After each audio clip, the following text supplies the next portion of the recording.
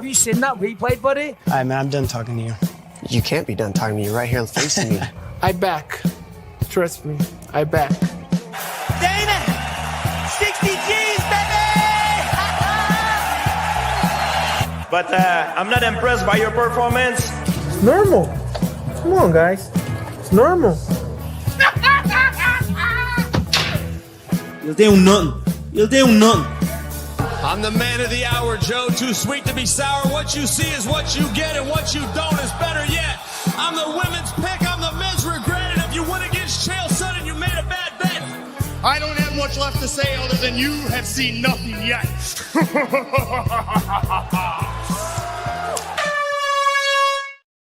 Yeah, what's going on, Fight Week Show fans, Fight Week Show people? Then we are back with another episode of Don't Stop, Shakedown, and to help me do it, you see the panel, you see who's in the house. We got Cross right here, we got Olin, we got Kick him in the head, and we got the Rambling Dad in the house. How you fellas doing? Let's go with McDane, UFC London bound this weekend. My man is on some different energy today, folks. Let's fucking go. Three more sleeps, brother. 3 more sleeps. Yeah, I mean, I can't wait to get down to London and to meet you, of course, mate. Meet you, of course. Finally, you ain't dipping and ducking and diving this time, brother. You ain't got no 5Ds of dodge. I'll find your ass this time, mate. Don't you worry about it, man. I'm gonna be there. We're gonna pull up and it's gonna be an epic time, man. Don't worry about that. Cross, how you doing, my bro? Man, I'm great. It's always good to be on here with you boys. I had to break out the red shades today because I knew the UK guys were going to have that energy with the card coming up this weekend. And I'm just ready to chop it up with you boys. Yeah, man, that's what's up. That's what's up. Olin. Bro, you know me. It's another beautiful day in paradise as long as I get to kick it with the boys and talk about some mixed martial arts. Thanks again for having me, and can't wait to dive into these topics today, man. Yeah, man, all the time and every single time. And what about you, Keith? Keith is here. Kick him in the head. I'm doing amazing. First of all, we have the EFC Contender Series tomorrow. Really looking forward to that. Up and coming prospects. Second thing, Cross, how many shades do you have? Because you like I broke up. I can't reveal trademark secrets, brother. You see that? You know, he said he don't want to look like you, yeah. That's all he's trying to say. You get me? That's right. Exactly what he's saying. Big up everybody that's locked in with us right now. Everybody watching us live, whether you're watching us on playback. Salute to every single one of you. Make sure you're showing love to everyone on the panel. Like I said, we got crossover MMA. MMA normally. We got Kick him in the head. We got the Rambling Dad. The Fight Week Show, of course. Make sure you're showing love to every single one of the guys on the panel. Now, we got some topics that's been put together by Leroy. And this first one here, oh, yeah, he got me cream in my pants. I ain't gonna lie, you know what I mean? I fuck with Big Tom, you know. Big Gang, Big Tom, they're recognizing each other. Let's go. Tom Aspinall is surprised by the number of people who believe Alex Pereira defeated Magomed Ankalaev. Tom gives Alex credit for defending all 12 of Ankalaev's takedowns. However, he doesn't think Ankalaev was really trying to get Alex down for most of them. Tom said, "I can't believe people watched that fight and thought Pereira won. It's just wild to me how many uneducated fans are out there, and how many uneducated fans thought it was a boring fight as well. I thought it was an amazing fight. Both guys did good, but I think Ankalaev was just a lot better than him on the night. That's it. I think Ankalaev just had him guessing a lot. I think Pereira's level on the ground. I don't know what level he's at, but I think he's still a bit wary of getting taken down. He definitely defended the takedowns well. But me with an educated eye watching it, I don't think Ankalaev was really trying to take him down that much. He definitely tried a couple of times. I think he did 10 or 11 takedown attempts, but I'd say only 2 or 3 of them he went full blast. I think the rest of the time, he was trying to tire him out with the grappling standing, like the cage grappling stuff. I think Ankalaev had the perfect game plan. He didn't overcommit, tired him out. He can do whatever he wants. He's an absolute megastar. I think there's fights to be made at middleweight, light heavy, or heavy. He can do whatever he wants. I just want to fight for an undisputed title. I'm not bothered who it's against." Hey, the bit that really got me was when he talked about the uneducated fans. Like, yow, people like fucking Osterberries begging shamelessly for robbery. You know what I'm trying to say? Talking about, oh, this fight, the control time. Like, educate yourselves, man, on MMA. But before we get onto that, Olin, I'm coming to you first because you dropped a couple points last week, and Big Tom just brought it up about Big Ank. He went shooting so far for the takedowns. What are you saying about what Tom said there? Brother, I appreciate you passing it to me, Ola. Dude, look, I literally said this in your chat when you were doing the breakdown last week. I remember. I said almost the exact same thing verbatim. I said, I don't think he was actually shooting 100% on those shots. Maybe one or two of them he actually drove through on. And Tom just echoed exactly what I said, folks. Like, he's probably the most educated mixed martial arts fan there is because he does this. He doesn't just talk about this life. He is about this life. And that's why we love Tom. I mean, he's speaking the gospel truth, folks. And that is why Tom is the heavyweight champ and will ultimately end up going down as the GOAT, folks. Slow down. Nah. Tommy Aspinall. Tommy Aspinall. Slow the fuck down, bro. Slow the fuck down. I'm just saying, bro. Is Jones gonna fight the guy or what? 6 months. Come on. Yeah. You have to have that last bit in there. You know, we'll get to that, bro. We'll get to that. We'll get there. You have to that. Hey, Cross. Let's hear from you, bro. Just before you move on, bro. You went too far. You went too far, man. I feel sorry you're not going to see a Tom Aspinall knockout this weekend, brother. That's the only thing I'm actually gutted about going to UFC London is Tom Aspinall isn't on the card, and we ain't going to see one of his spectacular 30-second first-round knockouts. Hey, listen, that ain't going to happen to us. We got 6 months for you. Fucking anybody, because John Jones doesn't want it. Put Cyril. John Jones already said he wants it, and he said what time frames what he wants for his camp. Nah. Can you respect the champ, please? Can you respect? I'm telling you, boys, MSG. Hey, Cross. Before this guy hijacked your fucking question, bro, you know what I mean? What do you think about what Big Tom was saying about Big Ank over there, my brother? I mean, I think he was spot on 100%. You know, just him watching the fight, being, you know, a fighter himself at the highest level, he definitely can see these things. And I mean, he picks up on probably a way more of the smaller things that, you know, like us watching aren't going to pick up on. And I think there's 100% validity to it. But on the other side, though, John Jones is just playing little mind games, just playing around with Tom. He's going to take the fight, guys. It's going to happen. Yeah, man. Keith, uneducated eye, you learned something there from Big Tom? Talk to me, yo. I learned that it's tough to be top of the table and top of the league because all the haters are bottom. That's all I learned from that. But the fact is, the reason I wanted Pereira to win is so that I could get a clean sweep on the night for that card. But honestly, look, Ank won the fight. I definitely give it to him. It's a 50-50. It's one of those where it could have gone any way, but he definitely won the fight in my books. Uneducated fans, I wouldn't say that because for the most part, the fans generally watch more than most of the fighters do because most fighters are actually spending their time training. So the fact that we say that Pereira actually came close, for me, if the majority of the fans are saying that, then there's a real reason we're saying that, irrespective of what the fighters think. Yes, they're looking at it technically, but the judges don't look at it from a fighter's perspective. That's not the perspective they look at it from, which is why we always complain about robbery. So I hear what Big Tom saying. I agree that Ank won the fight, but I don't agree that those of us who say Alex could have won are uneducated fans. Why not? Because he could have won the freaking fight, bro. Like, if you had a different judge there, then Pereira would have won the fight. He dominated the heavyweight champion of the world just said he 70-20, dominated the fight. Stop being so salty, man. Fair enough. You know, I find myself agreeing with this guy a lot. I don't know why, but okay, fine. I'll stop being salty. I know the way I posed the question made you feel salty about it, man. I get it. I get it. Don't worry, man. It's all right, man. You know what I mean? I still love you, bro. God loves you as well, man. You know what I'm trying to say? Relax. Magdane, what about you, my guy? Bro, Tom is your boy. You know what I mean? Tom's your boy. And we know the good things that you want for him. We know the good things that you want to see him do, but the way he laid this down, what's your thoughts on it, bro? Bro, he's 100% right. Yeah, I mean, you can't take it away from Ankalaev what he did in there. Like, he completely shut down that fight with the pressure. Alex Pereira didn't know what to do. Yeah, I mean, we discussed this during the fight and after the fight. Like, he'd done exactly what he had to do. Kept him up against the cage. Big Tom can appreciate the game plan. He can appreciate what he'd done in there. And he's just hitting and spitting facts. Yeah, I mean, that's all he's doing. But let's get back to this 6 months wait, boys. Like, what is this all about? This is some bullshit. You know what I mean, 6 months. MSG, November. I called it weeks ago.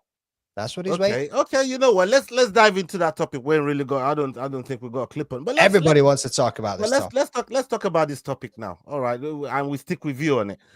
Jones says he wants 6 months, and I think to fight a dangerous, hungry motherfucker like Tom that's been calling him out for donkeys, you need ample amount of time to prepare for a motherfucker like that. Don't you think so, Magdane? Don't you think? So let's go back to the conversation and the debate we had a few weeks ago about how long a camp is and how much a full camp is. This brother wanting 2 full camps. Get fucked. You know what I mean? Get your ass in the cage. Stop holding up the division. Stop wasting Tom's time. He's in his prime. He's wanting to be active, and he's sitting there like a little bitch on a fucking pedestal. You know what I mean? Up at the top, waiting to go, no, I want 6 months to prepare for this. I want 30 million to have this fight. Shut up, bro. You're doing the same thing you did with Ngannou. You're trying to price yourself out, and you're also trying to take up too much goddamn time. You know what I mean?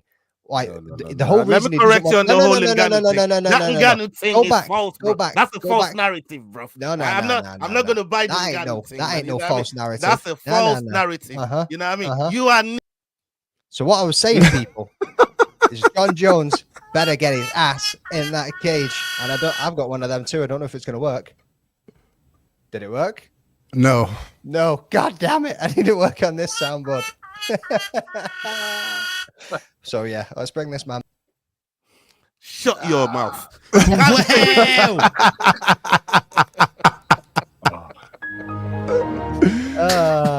We're like children in here, I swear. Truly. Come on. Hey, listen, I love it. This guy, look, we got Jones. He's asking for 6 months. I think he's earned the right to ask for 6 months, and camps could be anywhere. 6 months, get real, bro. Listen, but camps the could thing be. is, But to ask for 6 months after fighting twice in 5 years, bro, that's the issue. And not just that, isn't that insane? I'm going to ask you guys. Yeah, 100%. Have you seen fights take 6 months for camp or not? No, Have you? Never. What, really? If he's that confident, why is he taking 6 months? Come For on. me, it's if he's that confident that he is the GOAT, why is he taking 6 months? For me, it's just that simple. Because at the end of the day, 6 months. Dude, here, man. Dude, it's time for John, Cross to come in. Let's hear Cross. John Jones is over here playing the puppet master, screwing around with the fans, with Tom, all of it. Just building the fight, getting more people interested in it, more people just salivating at the fight. It's going to happen. And we're going to find out who's the undisputed heavyweight champion of the world. There you go. I mean, look, Keith, I get your point, right? But Jones, for me, did not duck Ngannou, and to Magdane's point as well, he didn't duck Ngannou. All this, that, and look, my man, UFC fucked Ngannou over. That's UFC and Ngannou problem. That was not a Jones problem. There's no way people trying to conflate what happened with Ngannou and Ngannou not ending a fight in Jones as a Jones problem. It wasn't a Jones problem. So the it thing was is, a Francis Ngannou and the UFC problem. Where this comment has relevance is the fact that I can agree with you, but Jones calling for 6 months makes it more true that he ducked Ngannou, and that's the problem. Is I believe you, I'm with you that it was a UFC Ngannou problem, but now it's looking like it was a UFC Ngannou Jones problem, because why is he? And Cross is right, he is being the puppet master, but why is he doing it so intensely? Because then it just starts to look more and more like ducking, and that's the problem. Is I'm all for Jones, but it's enough with the mind games. Let's fucking fight, bro. That's why we're here. I say we like I fight shit. You know what I mean? And dude, enough. Hold it. Just to say to you, this man says enough with the mind games. Isn't mind games part of the fight game, brother? I mean, mind games is definitely part of the fight game, right? But I'll tell you what is also part of the fight game is defending your belt if there's an interim champion. And as we stand, as of this moment right now during this live, we've had an interim champion for 494 freaking days, dude. Who hasn't fought since July. And like there's no discussion that you can provide that makes that right. And then another 6 months. So how about this? And he needs another 6 months. Come on, He's dude. trying to keep him inactive for like 18 months. Are you joking? Hey, is it plausible that he was training for Alex until Big Gank derailed that fucking thing? And now, I thought you weren't thinking about Tom. He said Shut your mouth. Tom weren't even in his fucking program. You know what I mean? He was looking at big fights, legacy fights. He was looking at Alex, and maybe that was what he was training for. And now you gotta go get ready for Tom, and he needs 6 months to do it. No, and with all due respect, I think what he's doing is he's praying to God. He's praying to God, to the MMA gods of old and new, that Tom takes another fight before he fights him, so that way he can get more than 5 minutes of UFC tape on the opponent. Because as it stands, there's not a whole lot of tape to study on Tom. When he fights, he's not out there for very long. So, I mean, Jones needs to be able to study something on him, and right now, there's not a whole lot there. Yeah, man. Big up Lane, big up Matwa, big up Big Gank MMA. We got Big Gank MMA in the house. Salute to you. I love when we got handles like this and they pull up. You know what I mean? They got Combat Sports right there. Salute today. to Combat Sports today. Yeah, my man said I'm talking wild today. Look, I'm just advocating, man. You know what I mean? I'm the radio guy. The way this right motherfucker's here, going is anybody want to buy 2 UFC tickets? They're going cheap. Bro, don't be auctioning my shit. Yeah, please. I need my tickets. Them tickets there. Let me look at flights real quick, bro. Give me just a sec. Hey, bro, calm down. I've been telling you not to slow down, man. You lot moving too fast around here. You know what I mean? You lot know I'm old. You know, I'm like, take it easy, man. Take it easy, bro. You're moving too fast. Oh, and I think you deserve the trip, brother. I mean, flights are surprisingly fair. I'm not going to lie to you, brother. Hey, listen, even if you ate from me because of me, just think about the missus, like, you know what I mean? Don't be yeah. I'm a low life like that. I will smart man. Owen can take the wife, brother. Don't you worry about that. Listen, hey, them birthday drinks, you know what I mean? We've been looking forward to that shit. Like, you know, I'm trying to say, bro, like, no, just hold on, but slow down, bro. You know what I mean? I'm looking forward to this trip, man. Trust me. Bro, I can't wait to get out of here, man. Earlier Friday, man. I'm out. I'm on the road. McDane, I appreciate you offering me up. I don't know that I could take his wife because, I mean, he's talking about birthday drinks. I can afford the flight, but birthday drinks at a UFC event, I mean, count me out, brother. Yeah, man. You know what I mean? That's for a flat pint. That's on McDane's bank account, man. You know what I mean? Hey, I said one and drink. We're back. We're back if you're paying for the drinks. I'm looking to spend everything in your crypto account, all of that, bro. Bro, one drink for the wife. You ain't getting shit. Everything that's in your crypto account, everything that's in your PayPal account, that £50 in your PayPal account, man. We're gonna get to that, bro. Yeah, we're gonna get to that one.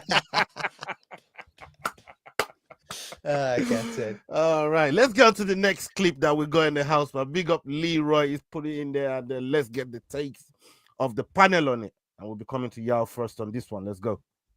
Although the fight is not yet official, Dana White has hinted that Merab Dvalishvili will be defending his bantamweight title in a rematch against Sean O'Malley next. Corey Sandhagen gave his thoughts on the fight and believes the only reason the UFC is granting O'Malley a rematch is because he has a lot of followers. He sees the fight playing out similar to their first fight, which Merab won via unanimous decision. However, he explains that O'Malley actually has an advantage going into the rematch. Sandhagen is currently scheduled to fight Davison Figueiredo on May 3rd, and believes if he puts on a good performance, he will be fighting for the belt next. In an interview with MMA Junkie, Sandhagen said, "I'm not surprised. We all know why. O'Malley has a really big following. That's the reason. Umar Nurmagomedov and Merab's fight was much closer than O'Malley and Merab's fight. If you were going to give a rematch to anyone, you would probably give it to the guy that was closer, if it was just pen and paper of what makes sense. But there's a lot of things that go into the sport, and being more famous than other people is one of them. Sean O'Malley has that leverage over everybody, and good on him. He worked really hard in order to gain that, so I'm not going to hate on him for it, but that's definitely why. It's so funny because that's literally the only thing O'Malley scored the entire fight that was significant, and it was way at the end. I just think it's funny because a lot of people are talking about the one body kick. It's like, dude, you lost the entire rest of the fight. You can make an argument, but the vibe of that fight to me was that O'Malley was losing, and he was the one not in control of that fight. But I could definitely see a situation where O'Malley comes back, and he does really well. I love underdog stories, and I assume O'Malley will probably be the underdog. I love rooting for an underdog, so maybe O'Malley will do well, but it's hard for me to imagine the fight going too different from the first one. But also at the same time, the guy who has the puncher's chance, obviously their ability to knock the person out goes up if you give them another 25 minutes to try to figure out how to do so. It's definitely an advantage for O'Malley going into this fight. Merab's a fine champion. I don't really think too much about what Merab is as a champion from a fan standpoint, but I think Merab is super skilled. He's on like a 13-fight win streak. You don't just oops your way into winning 13 fights. You have to be very good in order to do that. Merab's obviously one of the best guys in the sport right now, and I think if me and him fight, it would be a really interesting fight. I think I could win that fight for sure. I think that I could be able to control the space similar to the way O'Malley was, but I'm just a way better wrestler than O'Malley is, offensively and defensively. I hit harder now. I'm very athletic.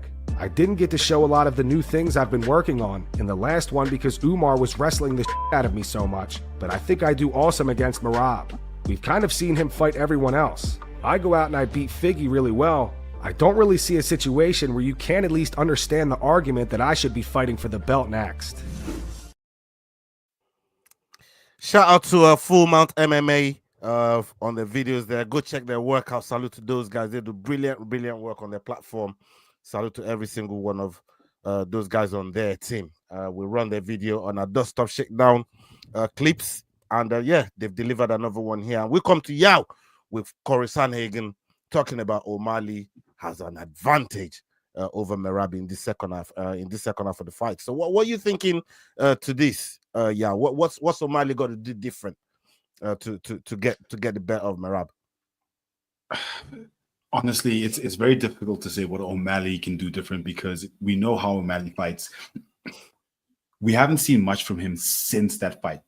Prior to that fight, he was putting out a lot of content, a lot of training vids, a lot of memes, all kinds of things. So, we knew kind of what to expect. But right now, between then and now, we're not sure of where he's gone mentally because that really sets what he needs to do to beat Merab. Because we know what he needs to do. He needs to match the cardio, number one. He needs to match the wrestling. And then when they're on the feet, he needs to have clean strikes. So we know what he should do. But is he working towards what he should do to win that fight?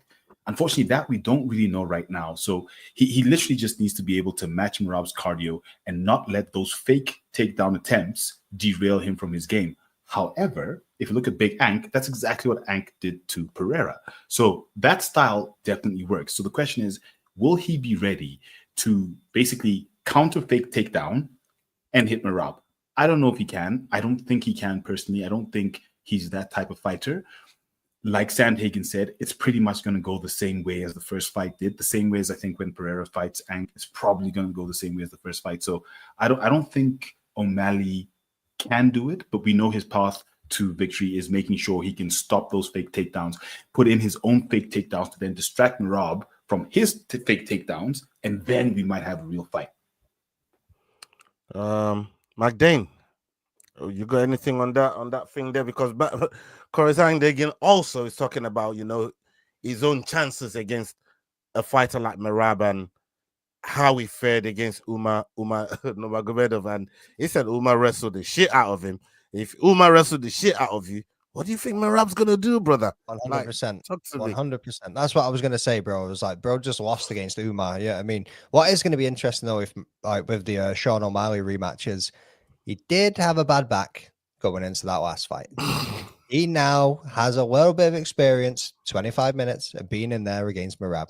He's going to understand the game plan. He's going to understand the pressure and might be able to manage the distance a little bit better.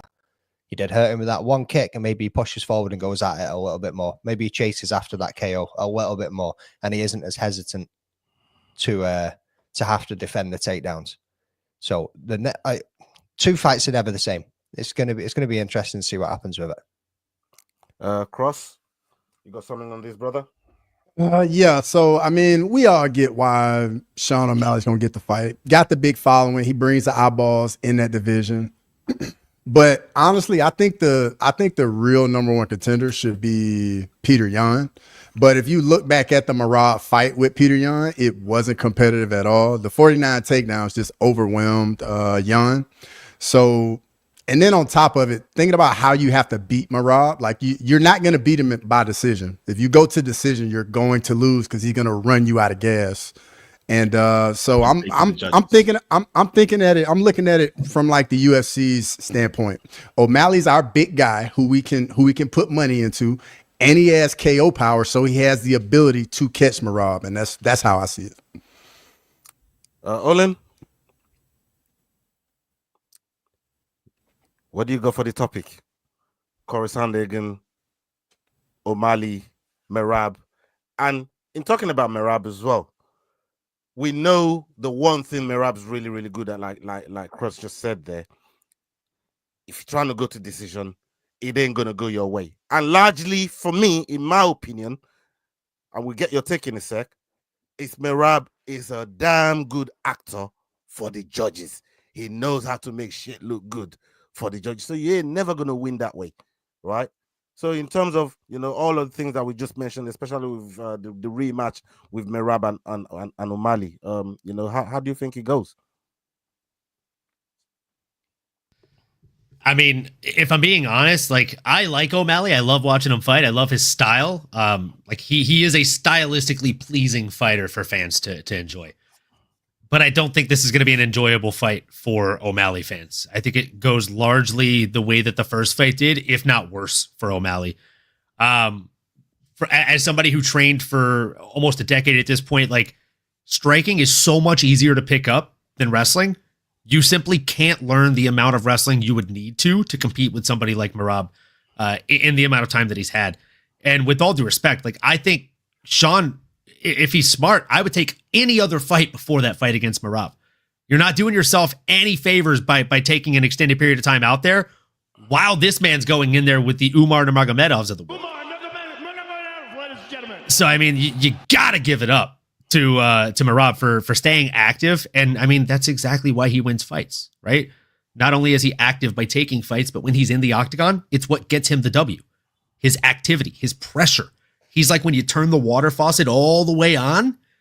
I mean, he's basically waterboarding his opponents in there, man. I think he does the same thing to Sean in the second time out. Okay. You heard it here, people. Salute to every single one of you. That's 60 of you watching us live right now. If you're watching on X, please jump over to the YouTube. Make sure you jump in the chat. Make sure you putting in, conversing, dropping in some chat. Drop the likes on the video. And make sure you're following everybody on the panel as well. The Rambling Dad, Crossover MMA, Keith, kick him in the head. And we got MMA normally in the house right here. So make sure you're showing love to these guys. All right. We are going to go to the next video that Leroy has put together for us. Let's go. Aljamain Sterling shared his thoughts on how Paddy Pimblett would fare in a fight against Dustin Poirier. While Paddy is currently set to face Michael Chandler at UFC 314, he had previously called out Dustin Poirier before the matchup was booked. Sterling believes Paddy holds the advantage in grappling, but ultimately picks Dustin to win the fight. I know what he's trying to do. He's the superior grappler. I think everyone would agree with that. I think Dustin would probably even agree with that. But Dustin's a fighter. So if you're looking at matchups and trying to get yourself to the top, you're trying to position yourself with the best opponent that's going to get you closest to the belt, and probably still going to be high risk, but which one is the lowest risk in terms of the stylistic approach? And if Paddy could get Dustin down or get to his back, I think it's a bad situation to be in. But on the feet, Dustin all day long. Dustin hitting him with the hillbilly shell, So I think it's a very dangerous matchup either way, but if Paddy's able to, if he could deal with some damage, some punishment, it makes it interesting. But overall, because I like Dustin so much, I'm picking the guys I ride with. I'm still picking Dustin to win that fight. I still think some way, somehow he gets it done. But I know what Paddy's doing. He's giving him a compliment, but at the same time telling him, I want everything you've got, everything you've worked for, I'm here to take it. That's what he's trying to do. Yeah, Paddy's an enigma to me. He's one of the most interesting guys to study, how you could become a complete fat and then get into this chiseled statue of stone and go out there and have performances the way he does and then go back to being a complete fat I'm like, dude, I don't understand it. I've gotten fat, but there's like levels to getting fat and out of shape and then coming back and getting into shape. And Magdane, we'll come to you on this one, man. Hey, them skinny boys can eat, Them skinny boys can eat. I mean, look, obviously Paddy and Dustin. The one thing that I remember Paddy saying, like, especially on his debut, when Bisping was talking to him in the cage, and he said, "Scousers don't get knocked out." And I've been waiting for them to put him against a madman striker. And look, we know what Dustin striking is all about, man. You know what I mean? He finds that chin and he puts people out. What's your take on that fight, that matchup itself? What's your take on it? The way that fight would go would either be Dustin Poirier KO or Paddy submission. 100%. Every time we've seen Dustin come up against a superior grappler, we've seen him be submitted. But we've also seen him go up against somebody with less experience, if you think back to Benoit Saint-Denis, and knock their ass out. So there's going to be levels in there in that fight when it's coming up against Paddy that he's probably going to be able to weather the storm a little bit. But if Paddy manages to take his back, it's all over. It's a wrap. It's a wrap. Cross. I'm gonna say it for me and Olin. Paddy Pimblett does not want those problems. Dustin Poirier will do very bad things to Paddy Pimblett, dude, on the feet. Very bad things to Paddy Pimblett on the feet, dude. And all that grappling it won't matter because the fight's never gonna get there. Paddy's got jits, but the wrestling isn't like some of those other guys that Dustin's been in there with. Hey, Olin, I mean, Cross said it was good to say for both of you. You feel the same way? You feel that's how you feel, bro? I'll take it a step further. I think if Paddy's a bit silly, he might fuck around and get the gilly, baby. Look, Dustin would hurt him on the feet and set it up too, because Paddy is chinny. We've seen him in fights against what was his name, like Luigi Vendramini. Am I remembering the? I don't even know how I pulled that name out of my freaking head right now. But that guy hit him with a left hook, bro. That guy doesn't even have hands, and he caught Paddy with a left hook that had his chin up in the air, taking steps back. What do you think Dustin would do? Right. Well, hit him with that Bayou power, baby. Was that his first fight? I think that might have been his first fight. You'd hope, but he was also clipped in the next two fights after that. And I mean, I will pick him to beat Michael Chandler, but I wholeheartedly think he gets clipped in that fight too. I mean, yeah, the Chandler fight is going to be interesting too, because it's the same thing. Like if Chandler starts getting scrappy and throwing haymakers, he's going to have to fucking take him down and submit him. The biggest difference between a Chandler or a Poirier fighting him is Poirier has fluidity in his strikes and his blocking. Chandler, I don't think has ever tried to block a strike in the UFC. And he just throws everything and the kitchen sink when he throws. Of course he has. He's trying to block it with his chin. That counts. Dude, Jared Gordon was catching Paddy on the chin left and right. Dude, Dustin Poirier, that's not what Paddy wants. I mean, Yao, they saying Paddy don't want them problems, but you seem to think if Paddy gets, if he takes his back, it could be over. Does Paddy even get the chance to take Dustin's? I mean, he's been in there with some of the best grapplers, and when I say some of the best grapplers, we're talking Khabib over here, but he's been in there with those guys and is prepared for those guys. Right? Do you think that experience just takes him over to be able to protect himself against somebody like Paddy? Why does it look like Yao's not got any arms? Anybody else notice that? Ironically, that kind of goes with what I was going to say about Paddy. For me, flying armbar, flying triangle, Poirier's arms are gone. He will not have arms after that. I think Paddy's going to play it smart. We always like to talk about, for example, Ank versus Pereira. Do the thing you know you need to do to beat the fighter you're fighting against. Paddy would know that if you stand and bang with Dustin Poirier, you're going to get knocked out. He's not going to do the BSD. He's going to throw in a flying triangle, maybe 1-2 shots. He's like, nope. Grab the arm, take him down, submit him. I see Paddy with a submission over Dustin Poirier, same as Charles, same as Khabib. I just see him getting submitted simply because I think, and I guess Paddy could be the smarter fighter, but if he chooses to be the more exciting fighter, he's going to lose. Yeah, I like why you took it there, man. And that's sound logic. That sound logic. I like it. But we will see if Paddy gets past Chandler. then we'll see if anything happens. And Poirier final. Oh my God! Hey, listen, we'll find out. We'll find out. Only time will tell. Let's see what Ward of the Pies has got to say, man. Poirier versus the Poirier BMF is the fight to make. Ilya already smoked that last BMF, so make it official. I mean, hold on. You know what? Let's touch on this topic right now, and I'll go around the table with it as well. Ilya was, I mean, that was one of the things that really put me off about Ilya when he was going with Max, and he kept begging the chance to get his hands on the BMF, right? But in hindsight, when you see the performance and the way he knocked Max the fuck out, Max should turn in that fucking BMF like Dede and Craig needed to turn in the whistle for being in security Friday. Different weight class. They had to turn in the damn whistle. You know what I mean? But top flat security of the world, Craig. Hey, you big in here. Hey, you small in here.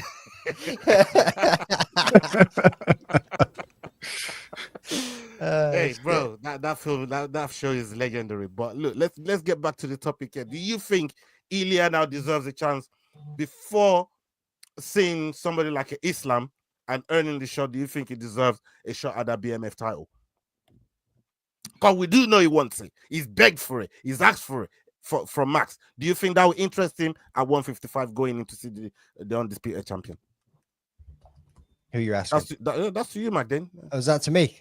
Yeah. Should it interest? I think it'd be an interesting fight to introduce Ilya to Poirier into the lightweight division. One hell of a good fight. Yeah, I mean, and we did see Ilya saying he's got some news soon, and we also seen Dustin Poirier saying he's got some news soon. Could that be the matchup that is being made? From a striking perspective, it's going to be fireworks. Mm-hmm. Should the BMF be on the line? Fuck no. Okay. Tell us how you really feel. I like it. Cross. What I mean, do you think the BMF should be part of that fight? Because obviously Dustin hasn't seen it yet. Neither is Ilya, and I think both of them, could be interested in something like that. What do you think? Well, I mean, we know Dustin's next fight is his last one. I don't think it should be Ilya to Poirier because I think that could go a bad way, potentially. But on the flip side, like the matchup I would like to see for Ilya at lightweight would be Arman Tsarukyan. Like the winner gets Islam. It makes it very clear. It takes out all the questions. And then we know who the next guy is straight away. I think the UFC wants Arman Tsarukyan to do more than one fight to even get to see Islam. I think they're that pissed off with him that they could give him 2-3 fights before he even gets to see Islam. That's how I'm thinking. The way they're talking about Arman Tsarukyan, I don't know if you agree, Olin. The way Dana talks about Arman Tsarukyan, I don't think one fight gets him to see Islam, even if he wins in an impressive fashion. Fair. I don't disagree with you, Ola, but I also think that Dana White could see pairing anybody in any division against Ilya Topuria as a form of punishment. And it almost felt like he wanted to reprimand our guy Arman Tsarukyan for pulling out of that fight against Islam on short notice. So I'm all for that. I actually think that's the fight to make, and I think it should be a number one contender fight. But if we're not going to get that fight, I'll be honest with you. If Paddy Pimblett goes out there and starches Justin Gaethje, or not Justin Gaethje, Michael Chandler in impressive fashion, dude, hand sanitizer boy. They've got that old rivalry. Yeah, they've got it. And now they're in the same weight class. Mm-hmm. Both guys are visceral to the opposing fan base. And like the same way you're shaking your hands, Dana, if he's listening to this, got to be shaking his hands because he knows he's going to print money, bro. Their hands, bro. Birdman, their hands. I'm telling you, man. You know what I mean? And then and you got to put Dustin Poirier in New Orleans against Max Holloway for the BMF belt. That's just, I mean, that fight is just already there. Everybody knows it's going to be fireworks. Dustin Hooker, too. I mean, sign me up for that, too. Yeah. But I don't know if you saw Hooker. His hand's a fucking balloon. Yeah. A fucking balloon. Look at the balloon. It was a fucking balloon, mate. It's a fucking balloon. Oh, big up Mujahid Fadula. You know what I mean? Keith, I want to get you to weigh in on this whole situation with Paddy and Ilya, especially the Paddy and Ilya situation, because they've been having that beef. UFC did their best to keep Paddy away from Ilya Topuria, because obviously we know, and that's what I think anyways, because every chance that Ilya had at the time from UFC London, the last time he came over, and I think he knocked out Jai Haber, right? Mm-hmm. From that time there, he's been after Paddy, and the UFC has done their best to get him apart. But now, like I said, they're in the same division, and if you're looking for somebody to welcome, Ilya into the division, why not do that fight? But do you still think the BMF should be on the line for that too, even if it's Paddy involved with Ilya? BMF should be very far from Ilya right now. Ilya is 16-0. When you're 16-0, you should be chasing GOAT status, not BMF status. BMF status is for fighters who've been dragged through the fire that we know won't get a title, but they are just those fighters you want to see fight. They're always ready to go. I don't think he should be anywhere near the BMF as much as he's beaten the BMF champ in Max Holloway. So for me, Ilya and the BMF don't go together. He is much better a fighter than to be fighting for a BMF title. Hence, you can put it in with him and Paddy. Put it in with him and Paddy. Hold on. Let me stop you there real quick. You're trying to say the BMF is for journeyman. The baddest motherfucker. Well, who has won the BMF? Who has held the BMF so far? Has there been a single title holder that's held the BMF? Max Holloway. Max Holloway. Justin Max Gaethje. Holloway. Justin Gaethje. Come on now. Interim title. I know I put a lot of dirt on the interim Are you going to titles, sit here after supporting Big Tom and diminish fucking interim title weights round, interim titles round here? Is that what you're looking to do? Not at all. All right. So Justin Gaethje and Max Holloway have held the belt. They're not journeymans, and they've been the holders of Cross, did you actually just call Max Holloway a journeyman? No, I said he said has a champion ever won it? And I said Max Holloway. Oh shit! Right, okay. Because now he's trying to refer to the people that have held the belt. Easy nickname. Easy. As journeyman, but have been dragged to the fight. I'm never gonna win. Guys, I just want to say I really hate it when the parents fight. I just tried to set it straight. You know what I mean? Does this mean 2 Christmases, you guys? Out here, and Max Holloway, like those guys have been champions and they held the belt. You know what I mean? It's not just for journeymans, bro. I think when those two held it, it put a little bit more prestige on the BMF. Yo, please defend your case. I'll defend it quietly because my neighbors are complaining that I'm talking too loud. So, in terms of my case, neighbors, I fucking agree, bro. But in terms of my case, I think Ilya is too good for the BMF title right now. And when I say too good, I mean 16-0. He still needs to be dragged through the fire. He hasn't been dragged through the fire. Gaethje, Holloway through the fire, definitely. So for me, not the BMF, not Paddy. Definitely Tsarukian. Okay, let's get on to the next topic here. We got 15 minutes left to get around a couple more topics here. So we're going to come to Cross on this one here. Let's go. Diego Lopes versus Alexander Volkanovski is set to take place at UFC 314 next month for the vacant featherweight title. Lopes recently responded to critics who favor Volkanovski, citing concerns about his cardio. Following his unanimous decision victory over Dan Ige last summer, many believe Lopes was gassed towards the end of the fight. Lopes went on to say, I think Volkanovski might go in there and look to do a mix of his game, because a lot of people are still complaining that I might not have cardio for 5 rounds. People are still hanging on to what happened in the fight against Dan Ige, that I slowed down, but that's okay. People have mouths, and they'll say whatever they want. I'm ready for Volkanovski's best version, and I'm ready to show my best version. That's okay. I'm not bothered by them at all. People have mouths, and they will say whatever they want, and they don't want to see things in the way that they are. Why does nobody mention the knockdowns that I did to Brian Ortega in the 3rd round, and how I was doing in the 3rd round? I won all 3 rounds and I dominated that fight. Why do people don't mention that? Why don't they mention that a judge gave me a 30-26? I don't get it. People forget things. People have short memories. They only want to remember what they want to remember, and that's fine. I get it. A lot of those people are fans of those fighters. I'm fighting, so they will go ahead and say that I lack cardio to fight them. Why is nobody mentioning that he knocked that man out and woke him up with 2 gigs? You know what I mean? Ooh, Ola, he talking to you. Hold on. Hey, listen. Why People is got nobody mouths. mentioning it? People got mouths. They can say what they want. People got bosses too. Son. People got got bosses mouths. too. They can say what they want. McDane's saying what they want because he got mouth. But we're going to come to you, Cross. You got mouth. You can say what you want. What you think about what Lopes is saying there? I know we touched on it a little bit last week, but now he's saying they're talking about his cardio. People are ripping him. And yes, of course, you don't have as much fans as a Volkanovski because of what Volkanovski has done in the game. I get it. It's part of it. But as a fighter, you got to focus on yourself, no?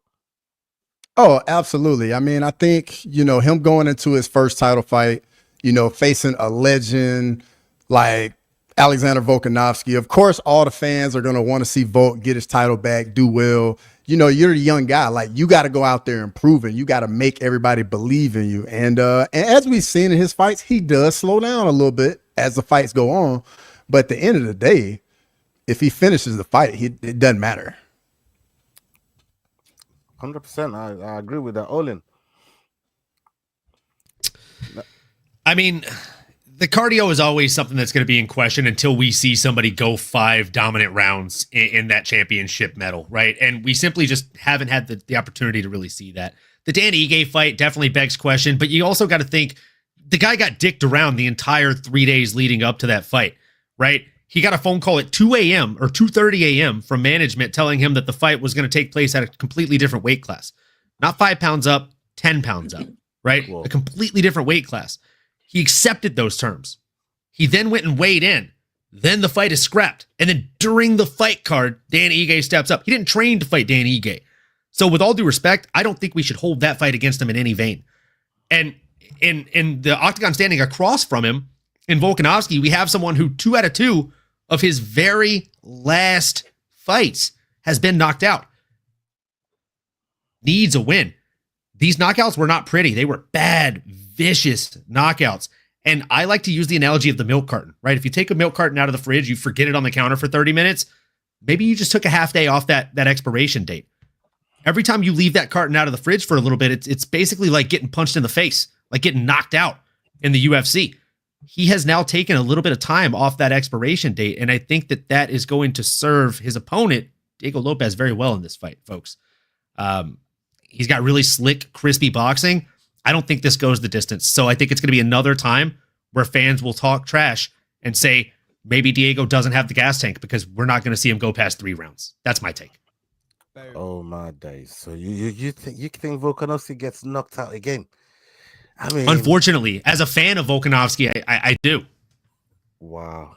I mean, Keith, I personally, I don't think it's as easy as that. I don't know if Volkanovski allows it to go on like that. And I say this because I've seen this guy get out of jail in so many fights. Beyond them 2 fights that he had, we're talking title fights with some of the most dangerous motherfuckers in that division. We're talking the Islam here. We're talking about Ilia Topuria, and we know how these 2 delivers. But to say because of that he gets knocked out again by Lopes, I don't know. Keith, what are you saying? Well, you think he get kicked in the head? And hold up. You just said he got out of some fire. I seen him get out of jail. I see him get out of jail. He got out T-City, man. He got out T-City, bro. There we go. Now it makes sense. You said Ilia Topuria, bro. Where the fuck did he get out of jail with Ilia Topuria? Well, I said I've seen him get out of jail, and I'm talking about T-City. He got out of T-City. You said, I've seen him get out of jail, moved on to Islam Makhachev, and then you went on to Ilia Topuria. You slipped up. Bro, you know what I was. You know what I was saying. Anyways, it wasn't your fucking question, man. Shut your mouth. Well, don't let him rile you up. I don't see him getting KO'd, but Lopes is a tough fight. Lopes is a very, very tough fight for Volk. And like Olin said, he's come off 2 intense knockouts. It does put an expiration date. He is over 35, etc. Like, there's a lot of things. He's got the cover curse on his back. Of course, it's the last UFC, but he's got a lot of things that favor Lopes in this fight, but I still see him winning the fight. And just very quickly back to BMF. When I say drag to the fire, I mean having fought the best, whether you've won or lost or won the title or not, you fought the best. Ilya hasn't yet fought all of the best for him to be a BMF. Just to qualify that in terms of, it's not for journeyman. But I think Lopes does not beat Volk. I think Volk manages to just get it done. Lopes seems to be missing a little bit of experience, and he's on a hype train right now. And hype trains get derailed. So I think that's really what's going to stop him from winning this fight, is the fact that he is on a little bit of a hype train coming into this title fight. McDane, do you got something on this, or should we just shut your mouth? My man ain't even going to need 5 rounds, son. He's just going to smash it out within 3. You know what I mean? That's what's going to happen. He's just going to absolutely steamroll this motherfucker. That's what's going to happen. Bro, anybody, like Owen said, dude's had too much taken off the top of that pint of milk. You know what I mean? That top layer of cream that was giving him the extra cushion is gone, son. Somebody came up with a straw and slurped that up. It's away. Right, this man is getting put to sleep. Don't ever do that again, Owen. As soon as I did it, I looked at the screen and I was like, don't do that. Yeah, Don't do that. Weird. That's really weird. You know what I mean? I was like, bro. The second it happened. It happened before he even thought about it. Yeah, it was an impulse move. Well, like, you're doing that from the basement? Like, fuck, you been hanging around Jackson too long, bro. Oh, fuck off with your basement comments, bro. You've been hanging around Jackson too long, bro. You know what I mean? Jesus. Shut up, okay. Look, I can hear your shots fired, but they're never going to hit me all the way down here in the basement, bro. All right. Yeah, let's go to the next video here. We'll come to McDane for this one. Okay. Robert Whittaker believes Justin Gaethje appeared a bit off in his recent unanimous decision victory over Rafael Fiziev. Despite the win, Whittaker feels Gaethje looked better in their first encounter back in 2023, where Gaethje secured a majority decision victory. Whittaker speculates that Gaethje's knockout loss to Max Holloway could have had an impact on his performance. I just thought there was something off. I thought he might have been half a clip behind or something. Because, and don't get me wrong, like I'm a big Gaethje fan. Gaethje fan. And Fiziev's a hard fight for anyone, especially if you're just going to take it to him in the hands. Yeah. But Fiziev took this fight on 12 days' notice. And, like, looked so good in the start of the fight. And I feel like, comparatively to their first to second fight, I felt like Gaethje had a little bit more in him. I don't know if you saw that as well. It's like, I don't know. Or like, it was a standard Gaethje performance, like, but I just felt like it wasn't the same Gaethje we saw pre-Holloway. Does it make sense? Right. I mean, for the educated guys that are listening, Bobby Knuckles is talking about some nuance shit here, right? And that wasn't to take away from Justin Gaethje's performance against Fiziev, but sometimes as a fighter, when you're looking from the outside in, you can just tell if they're carrying something, if something's making them, hesitate. Maybe just that half a second, that half a fraction could be the whole difference. And I think that's what Bobby Knuckles is talking about here. If I'm not wrong here, McDane, you can chime in on it. Yeah, man. So 100% what he's saying. I mean, there's a couple of variables go into it, like Owen mentioned before. Like, he never trained to fight Fiziev, and he turned up on X amount of days' notice to go in there. So that's one factor. The other factor is he just got knocked out. You know what I mean? Just got knocked out viciously at the end of the 5th round after having a nose broke. So was there a little bit of due hesitation in that, especially going into a rematch against somebody that he fought and had an absolute war with prior? He knows how hard he can hit. He knows that the man's dangerous. So has that hesitation come from, I fought this guy and I got knocked out. I'm going to take your time. I'm now, 36 years old, past that 35-year mark. Let's play this smart. Let's get the win. And that's what he done. Cross. Actually, before I come to you, Cross, McDane, you able to get that Joaquin Buckley war cry to Belal?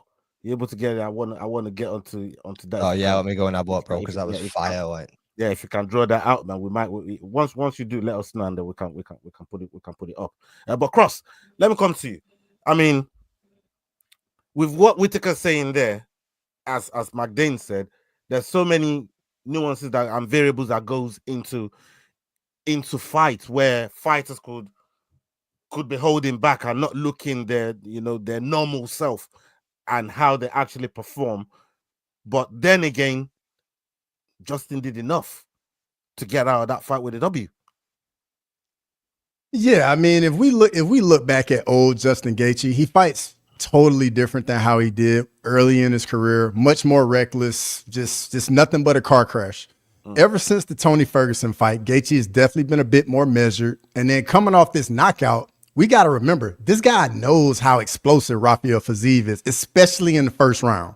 Yeah. Especially in the first round. So, I mean, and then on top of it, him taking the fight on short notice, Gaethje knew that, like, Fiziev was going to come out very fast and start the fight with his hair on fire. And he just had to be more measured. And then once he dropped him with the uppercut, I mean, at that point, Fiziev didn't even know where he was. He was just out there surviving after the uppercut. I mean, look, Fiziev, one of the toughest fighters that we know the division carries, and we know Justin throws with bad intentions. I mean, this guy lives a lonely life, and he's not afraid to share it. You know what I mean? Like, they say, listen, I just go and golf. That's a lonely spot. Like, you're by yourself most of the time, just whacking them golf balls into oblivion. And the thing with Justin Gaethje, how dedicated he is to this sport. You know, he's one of my favorite fighters, and they don't call him the highlight reel, the human highlight reel for nothing. He goes out there to do bad things to people. Like, this guy took me all the way back to James Vick. I don't know if you guys remember the trash talk between James Vick and Justin Gaethje, and then they get in a cage, and we saw what happened. Olin, you want to chime in on this whole Justin Gaethje not really looking 100%, but at the same time still getting that win, and maybe that's now giving him more confidence going into his next fight, wherever that will be, that'll be facing him across in the octagon. Look, I'm not going to make a ton of fans here or a ton of friends here in my response. I'll be honest with you. I think it goes back to the first video clip you played tonight, Ola. It's uneducated fans that think Justin Gaethje was changed from that Max Holloway fight. Like Cross said, like, he was changed from the Tony Ferguson fight. He's been fighting far more cautiously since that. And it wasn't even the Tony Ferguson fight as a whole. It was the uppercut in that fight. The uppercut connected, and your boy learned a lesson. Like, he truly did. And he realized, like, hey, it doesn't matter if I'm winning a fight. I can lose a fight in an instant. This is not football, right? This is not the NFL, where if I'm up by 3 touchdowns and there's 2 minutes left in the game, you're pretty much up creek without a paddle, right? In mixed martial arts, I can beat you for 24 minutes and 59 seconds of a fight that lasts 25 minutes. And all you need to do is hit me with your best shot for that 1 second. And then I'm looking up at the bright lights with 4 or 5 people standing over me asking what happened. I'm covered in his blood. I don't understand. So with all due respect, like, miss me with the BS there. Justin Gaethje fought a great fight. And I can tell you that because I was there. I heard the sounds of the strikes he was landing. I heard the sounds of the strikes that his opponent was landing. And let me tell you, to the tune of what Mike Perry once said to his coach, you fucking get in there and try to fight him. Come on. I don't know if you remember that corner advice. They said, you're moving backwards too much. You need to move forward. You go in there and move forward. Yeah, I remember that. You eat a kick from Fiziev, and I promise you're like, sir, why are you tapping? He's not hitting you with anything. Nobody hit me that one time, and that's enough. I'm good. You're tapping. It's over. That's 99.9% of the people that are saying Justin Gaethje has changed. They eat a leg kick from Fiziev, and they're done, dude. So, no, I thought he went out there and he fought a calculated fight. And if he is changing, sure, I'll agree that he's changing, but I don't think it's for the worse. He's maturing as a fighter. As he gets older, he has to. Otherwise, he's going to be a vegetable in 10 years. He can't fight like he did when he was in his 20s. It doesn't work that way. Do you live the same way you did when you were in your 20s, bro? I hope you're living better. Or at least smarter. I'm trying to live smarter. That's the one, you know what I mean? I'm trying to live smarter. You got to try and change something. I mean, Keith, do you got something on this? We've or the guys have pretty much covered it. What do you got on it? What do you got on it for us? Look, they've pretty much covered it. I think Gaethje is trying to get a title shot, which is why he called for a title shot after that fight. And you can't be going out there swinging like a wild man, not being intelligent with your fighting, and get the title shot. So for me, what he's doing is focusing on the prize, not just on fighting. And that's what we saw. Not necessarily a change Justin Gaethje after the KO, because I mean, that KO was in the last 3 seconds, 5 seconds, whatever it was. Come, let's stand in the middle. I mean, it was for the BMF. It's a show. That was a show. It's practically an exhibition match, an exhibition fight. But he's been fighting smart since the Tony Ferguson fight. And this was just another smart performance from Gaethje for me. Yeah, man. I mean, look, I want to say he's been fighting smart since he's really been under the direction of Trevor Whitman. I think that man changed his whole fighting style. That man changed his whole striking style. He made him more measured, more calculated, and even more dangerous. And that's what I think Trevor Whitman's brought to Justin Gaethje's game. And ever since, he's just looked fantastic. Every time he goes out to fight, you always look for people are always waiting and thinking Justin Gaethje, that wild side is always in there, but it's measured now. He knows how to pull it out when he needs to pull it out, when he needs to, you know what I mean, take it round by round, pace for pace. He knows how to do that as well. So yeah, Justin Gaethje gonna be here for a minute, and I can't wait to see what he does next. We got one more video here before I get to the Joaquin Buckley one, and I want to come to Keith for this one. You're gonna like this one, Keith. Let's hear it. Sean Strickland attempts to run down a steep hill covered in snow and ends up hurting his knee. He posted the footage to his Instagram story and wrote, "I swear I hit every rock and branch on the way down. Knee was bleeding after this one." 1, 2, 3, go.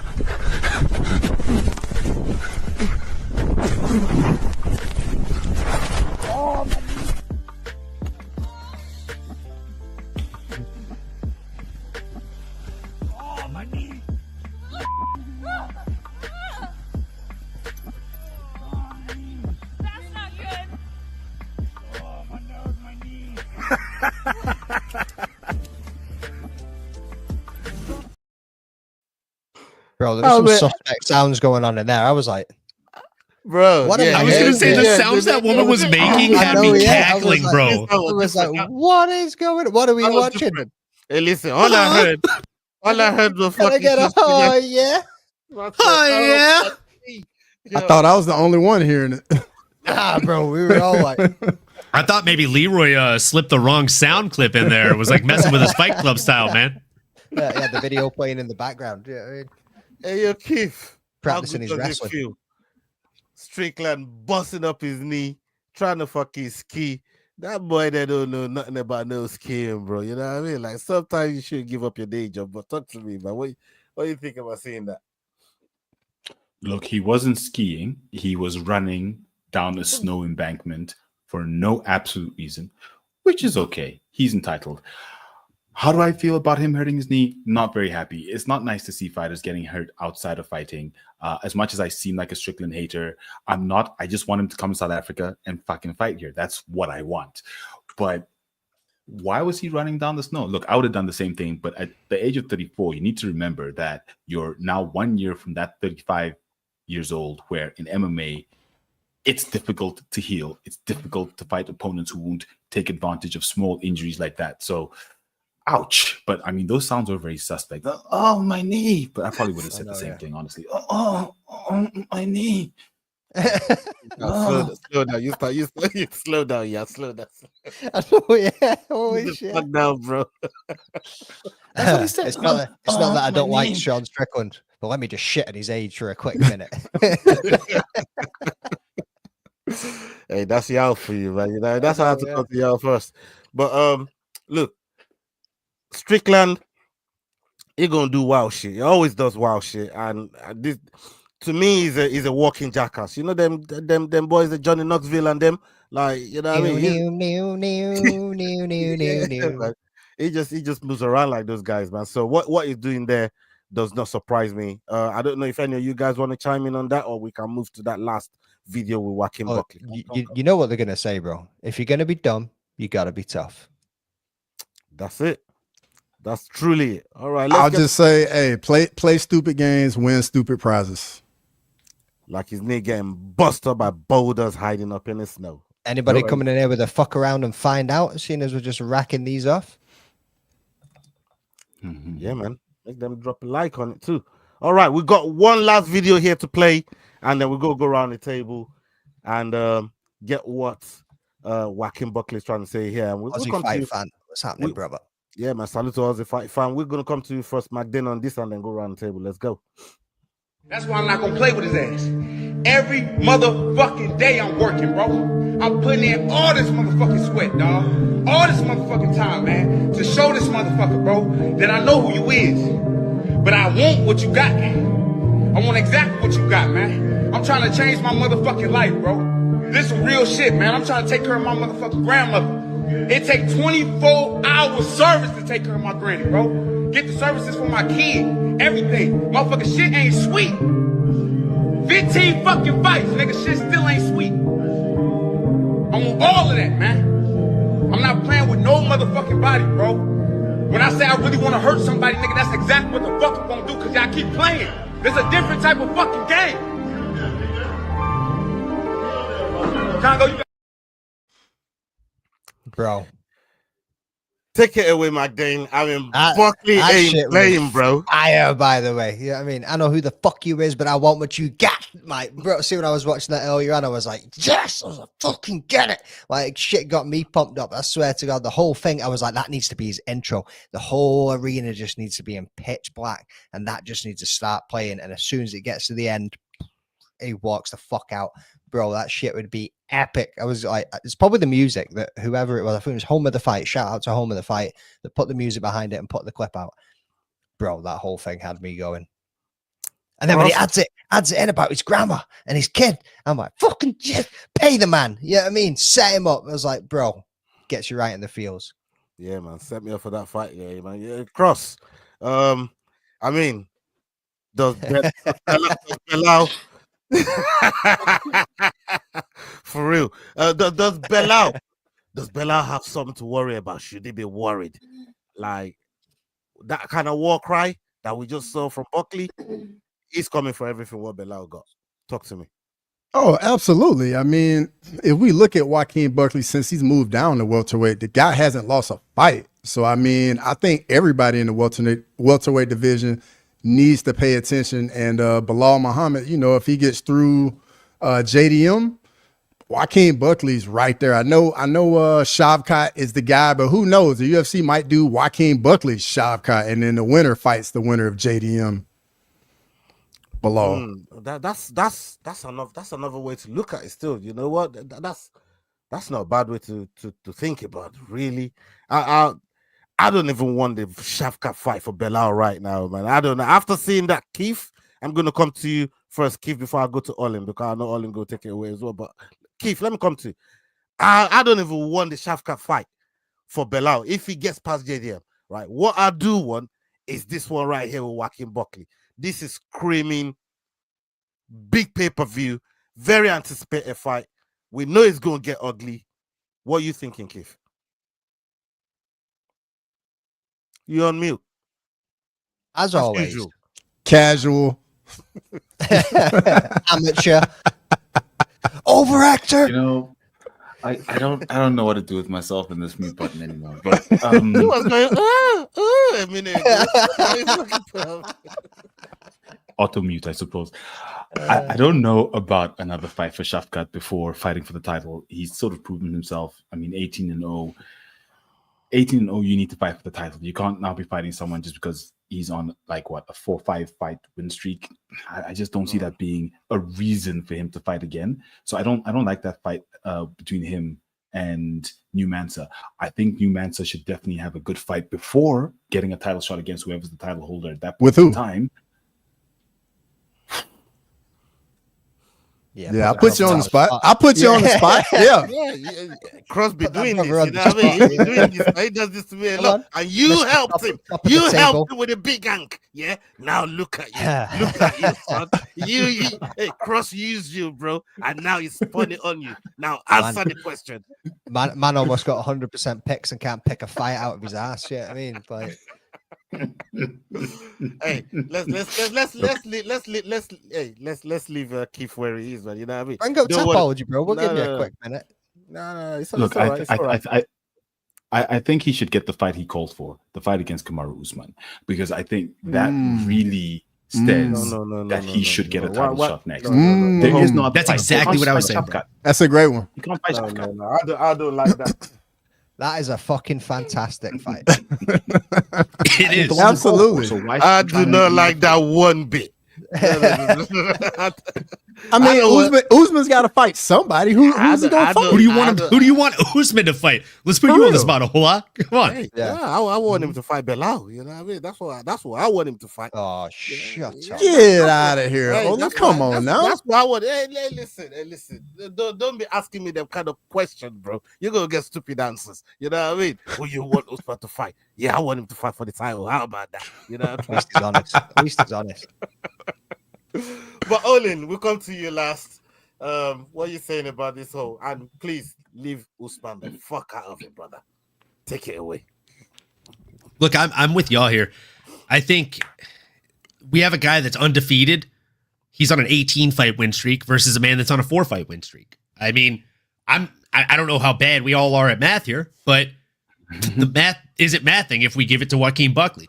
I say that as a fan. I've met him. He was a very, very genuine person. Took a picture with me in the parking lot of my first time going to International Fight Week for UFC X before he ended up making his own spot on the floor and calling out on an Instagram Live Stephen Wonderboy Thompson, which came to fruition eventually, right? I believe in this guy. I want to see him do well, but I just don't think that he should be barking up that tree against Bilal Muhammad. Not because I don't think he can win. Not because I don't think it's a good fight. I think it is a good fight down the line. Not today, not tomorrow, probably not this year. He needs to get at least one more win in under his belt. And I literally talked about it on my show last night. The big issue here is fighter pay. He should be barking up the Dana White tree.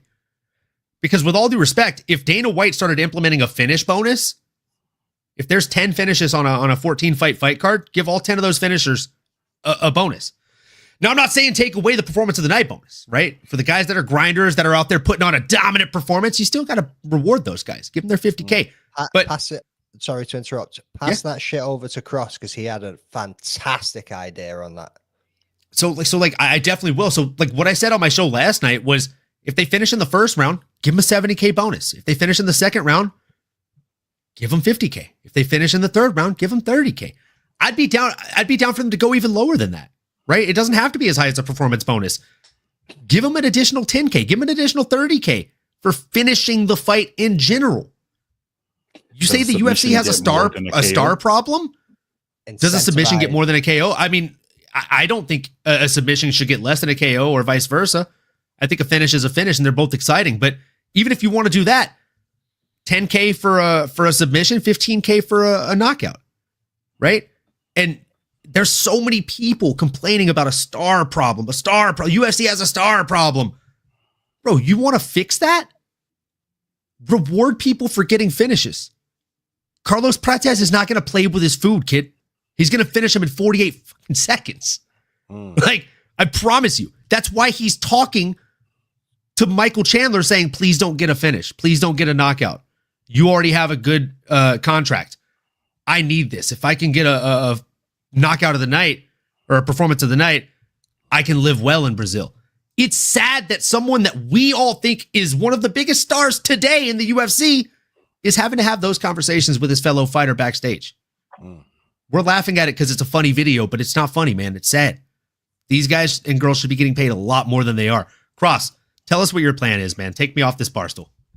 Brother, like you literally just hit the nail on the head. I literally said we should incentivize like finishes based on the round, like first round, whatever the number is. It could be 10K, then second round, let's say 7K, third round, 5K.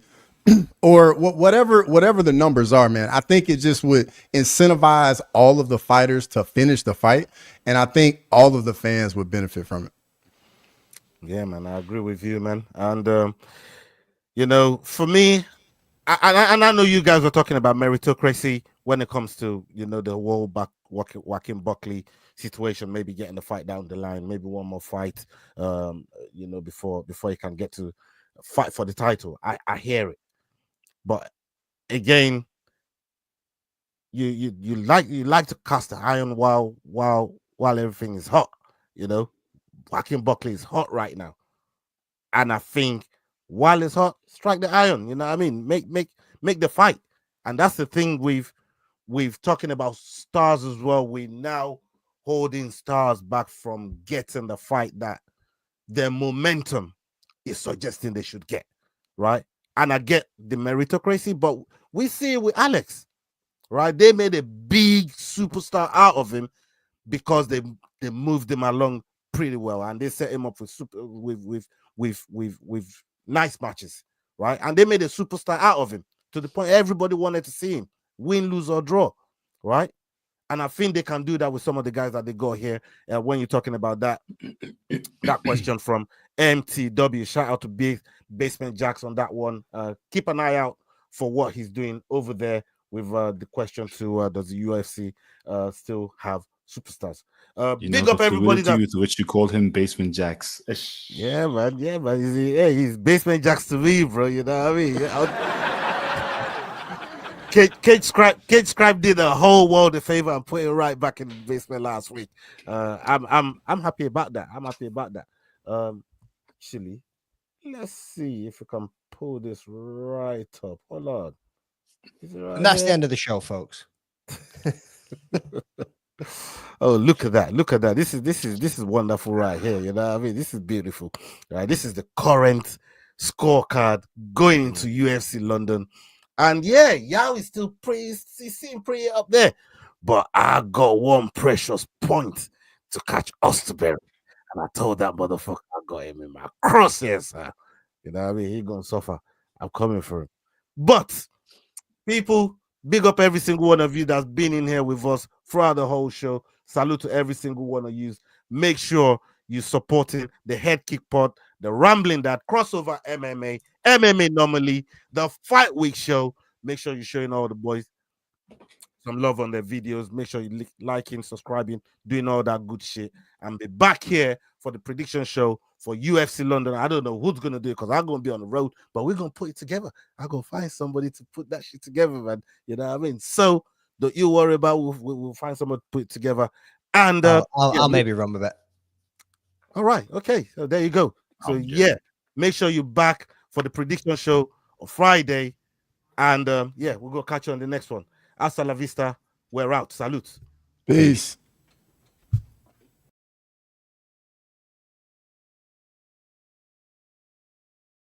Hey guys, this is John Anik from the UFC. You're watching the Fight Week show. Please subscribe. Not now, but right now. Subscribe to the Fight Week show. We'll see you guys on the road soon.